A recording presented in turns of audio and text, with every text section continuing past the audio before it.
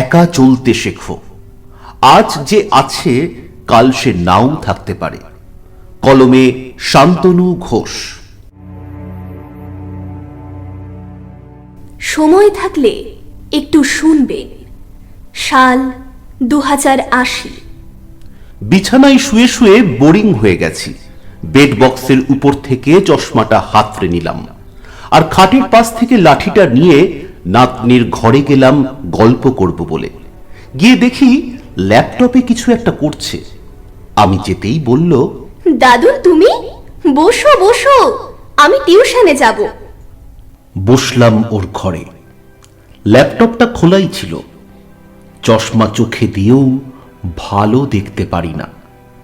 হঠাৎ মনে পড়ল, আজ কত যুগ ধরে ফেসবুকে যায় না, অথচ যে ছেলেটা, না এখনকার বুড়োটা, একসময় দিন রাত ফেসবুকে চ্যাটিং, ছবি আপলোড দেওয়া নিয়ে ব্যস্ত থাকত। অনেক কষ্টে পাসওয়ার্ডটা মনে করলাম। আইডিটা লগ ইন করে দেখি ইনবক্সে 8678টা মেসেজ। আইডিটা চেনাই যাচ্ছে না, সব অপরিচিত লাগছে। ফ্রেন্ড সংখ্যা ছিল 4788 জন, কিন্তু এখন চ্যাট লিস্টে আছে 28 জন। বৃদ্ধ হয়ে যাওয়াই হয়তো ওরাও আর ফেসবুক চালায় না। ইনবক্সে ঢুকতেই আমার ক্লোজ কয়েকটা ফ্রেন্ডের মেসেজ, বন্ধু শরীরটা ভালো নেই, বেশি দিন হয়তো বাঁচবো না। মেসেজটা ছিল 5 বছর আগে।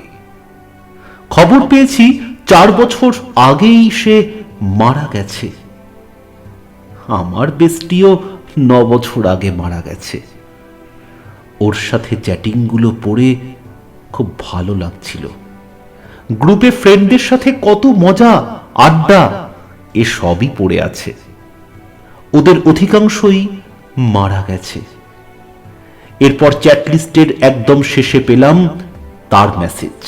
হ্যাঁ, আমার সেই পুরনো একতরফা ভালোবাসা। ওর কোনো খবরই জানি না। কত ভালোবাসতাম দুজন দুজনকে, কিন্তু ভাগ্যের পরিহাসে বিয়েটা হয়নি। আজ অনেক দিন পর তার কথা মনে পড়ছে। তার আইডিটাই ঢুকলাম। লাস্ট পোস্ট ছিল 16 বছর আগে। তার নাতনির সাথে ছবি। আরো একটু নিচে যেতে দেখলাম তার ফ্যামিলির ছবি। সে, তার স্বামী, মেয়ে, ছেলে আর নাতি নাতনি। খুব হ্যাপি ফ্যামিলি। ওকে যেদিন শেষ দেখেছিলাম, চুলগুলো সেই রকম স্টাইল দেওয়া, পরনে লাল শাড়ি ছিল। ভাগ্যক্রমে এখন তার ছিল অন্য। কিন্তু এখন এই ছবিগুলোতে সাদা শাড়ি পরা, চুলগুলো সব সাদা, কিছু কিছু আবার মেহেদি করা, লাল করা। হঠাৎ মোবাইলের স্ক্রিনে নিজের ছবিটা দেখলাম। হ্যাঁ, আমিও তো বুড়ো হয়ে গেছি। ও দেখলে নিশ্চয়ই বলতো, বুড়ো দাদু। আচ্ছা, ও কি আজও বেঁচে আছে? জানি না। ওর আইডিটাই শেয়ার করা একটা পোস্ট পেলাম। একজন ওর আইডির স্ক্রিনশট দিয়ে লিখেছে, এই দাদি গতকাল আনুমানিক বিকেল 5টায় হৃদক্রিয়া বন্ধ হয়ে মারা গেছেন। উনি যেন স্বর্গ লাভ করেন, এই আমার প্রার্থনা। পোস্ট পড়েই থমকে গেলাম। 5 বছর আগের পোস্ট। ও মারা গেছে তাহলে? হায় রে, কোথায় সেই একসাথে বাঁচবো বলে কথা দেওয়া দিনগুলো? অজান্তেই চোখের কোণে পানি এলো। এরপর পরিচিত ফ্রেন্ডদের আইডিটা দেখছিলাম। ওদের আইডিটা এখনো প্রাণবন্ত, কিন্তু ওরা প্রাণবন্ত না। অনেকেই দুনিয়ার মায়া ত্যাগ করেছে। যে ফ্রেন্ডটা রোজ নতুন নতুন সেলফি আপলোড দিত, ও 20 বছর আগে ক্যান্সারে মারা গেছে। খবর শুনে দেখতে গিয়েছিলাম। মজার মজার জোকস পোস্ট করা ফ্রেন্ডটার খবর জানি না। লেখক ফ্রেন্ডটা 8 বছর আগেও একটা পোস্ট দিয়েছে, ওর ছেলে ওকে বৃদ্ধাশ্রমে ফেলে এসেছে এই নিয়ে। ওর সাথে যোগাযোগ নেই। এরপর আমার আইডিটাই গেলাম। এত ট্যাগের ভিড়ে নিজের শেষ পোস্টটা পাচ্ছিলাম না। এই তো অনেক কষ্টে খুঁজে পেয়েছি। 33 বছর আগে আমার স্ত্রী আর আমার মেয়েকে নিয়ে ঘুরতে গিয়েছিলাম। সেখানকার কয়েকটা পিক। আরো প্রিভিয়াস পোস্টগুলো পড়ে কখনো হাসলাম, কখনো কাঁদলাম। হঠাৎ নাতনি ডাক দিল, দাদু আমি রেডি, টিউশনে যাব, ল্যাপটপ দাও। ল্যাপটপ নিয়ে টিউশনে যাবি?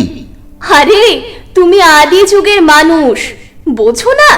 আমরা তো ভার্চুয়াল ক্লাস করি। হো হো, তা বই খাতা লাগে না? ধুর, কি বলো, ক্লাস করতে বই খাতা লাগে?